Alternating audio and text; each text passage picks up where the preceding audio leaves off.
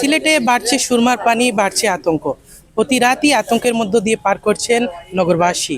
আবহাওয়া অধিদপ্তরের থেকে পাওয়া তথ্য মতে রোববার থেকে টানা 72 ঘন্টা কিন্তু সিলেটে ভারী বৃষ্টির একটা সম্ভাবনা রয়েছে। সেই সম্ভাবনাকে মিলিয়ে কিন্তু আজকে সকাল থেকে সিলেটের আবহাওয়া বেশ মেঘাচ্ছন্ন ছিল এবং বেলা গড়ানোর সাথে সাথে কিন্তু সিলেটের আহ, আবহাওয়ায় বৃষ্টির দেখা দিয়েছে।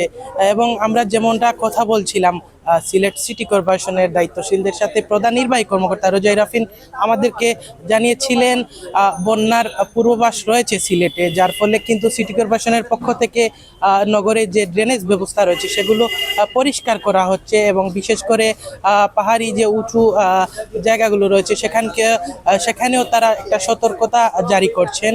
এবং আমরা নগর ঘুরে যেমনটা দেখেছি হালকা বৃষ্টি দিলেই কিন্তু উপশহর থেকে মেজরটিলা এবং তালতলা সহ বেশ কিছু নগরী গুরুত্বপূর্ণ এলাকা কিন্তু পানিতে তলিয়ে যায়। তবে অতীতের তুলনায় ড্রেনেজ ব্যবস্থার খানিকটা উন্নত হওয়ার ফলে কিন্তু বৃষ্টির পানিটা বেশিক্ষণ জমাট বাঁধা থাকে না।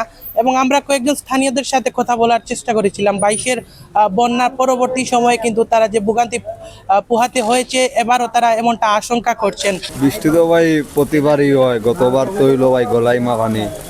আমরা এবারও টানা বৃষ্টি দিতেছে, যদি এইরকম হয় তো আমরা কি করবো ভাই? আমরা তো রিক্সা চলাই, তাহলে বন্ধ হইলে তো আমরা গাড়ি ঘোড়া বন্ধ থাকে, আমরা অনেক কষ্ট হয়ে যায় চলাফেরা করতে, এমনকি খাওয়া দাওয়ারও কষ্ট হয়। আমরা ভাই দিন আনি দিন খাই, যদি এরকম বৃষ্টি হয় এদের 1 ঘন্টা পরে এখানে বসে আছি ভাই, 1 ঘন্টা যদি গাড়ি চলাইতাম কম হইলেও 150 টাকা রুজি করতে পারতাম।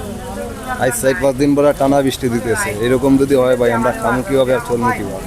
না দিলে তো আমরা কষ্ট খাইনি, কষ্ট বইনি, কষ্ট বদ্ধ কারে দেওয়া লাগে, আটটাম পাই না, বইটাম পাই না, সবাই কষ্ট হয়ে লাগে। আমরা যেমন কষ্ট মাঝে বাড়ি আছি, কিলা চলতাম, কিলা খাই না, অত কষ্ট করি আর খাইলে খাই না, নাহলে তো বইতাম না, অত কষ্ট হয়ে যায়। ঠ্যাং ডালিয়ে আটটাম পাই না, বইতাম পাই না, অত কষ্ট হয়ে বাইরে দিয়েছি।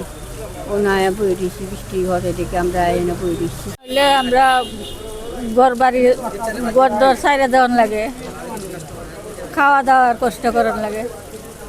সব মিলিয়ে এমনটাই ছিল আমার কাছে সিলেটের বৃষ্টি এবং বন্যার পূর্বাভাসের সবশেষ তথ্য।